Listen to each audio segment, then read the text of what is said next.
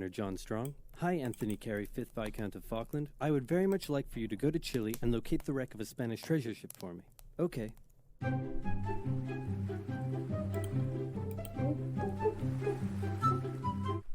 Hey, I found some islands. The Falklands. The English were probably not the first to discover the Falklands, but they were the first to I got this down. on GeoGuessr. They found it to be cold, wet, and miserable. I still call just like home. So bullshit. they established a colony in 1765, CGI unaware island. that the French had also discovered the islands and done the same a year earlier. And for a while, the two were unaware of each other's existence until presumably there was an awkward moment where they ran into each other. Then the Spanish showed up and told the French that a couple hundred years earlier the Pope drew a line on a map and said all of this belongs to Portugal and all of this belongs to Spain, and that the island was in Spain's territory and they would like the French to hand over their settlement. Now, since the two were good friends and Spain was willing to pay in cash money, the French obliged. But since they were still a little bitter about the recent 7 Years' War thing, they made sure to warn the Spanish not to let those dirty English on the other side of the island take over. So Spain went over to the English and explained, Pope, line on map, Spain's island. And the English said, yeah, right, this is our island. But the Spanish had more guns, so they kicked them off anyway.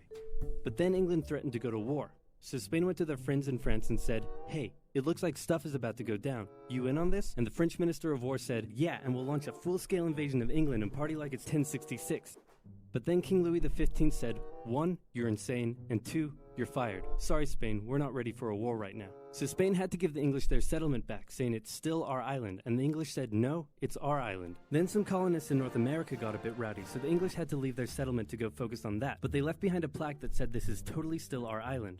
So the island was in Spanish hands, but then a French guy, no, not that one, turned on the Spanish, took over most of the country, and captured King Ferdinand VII. And in response, the Spanish colonies in South America started vying for independence. So Spain had a little bit on its hands and also had to leave the islands. And for a couple decades, the islands were left uninhabited except for the penguins, some fishermen, and the gauchos, which are basically like cowboys but cooler and Spanisher. A merchant from Hamburg living in the now independent United Provinces of the Rio de la Plata heard about the feral cattle roaming the Falklands and thought it would be a good way to make some money.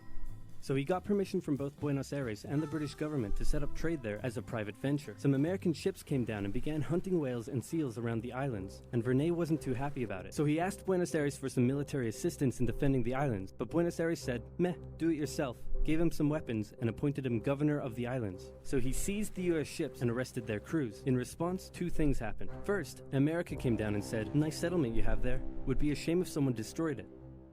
And then they destroyed it.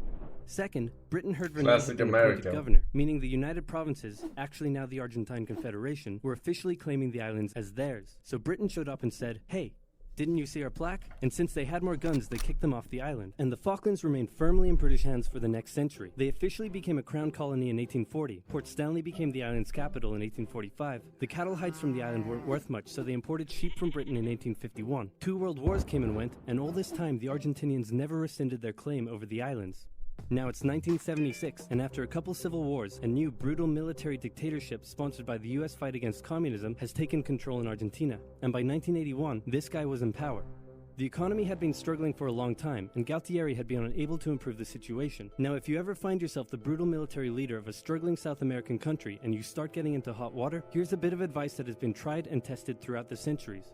Start a war to distract everyone from their misery. Galtieri knew how popular he would be if he could finally take back Argentina's last Malvinas from the occupying British. There had been proposals to cut British military...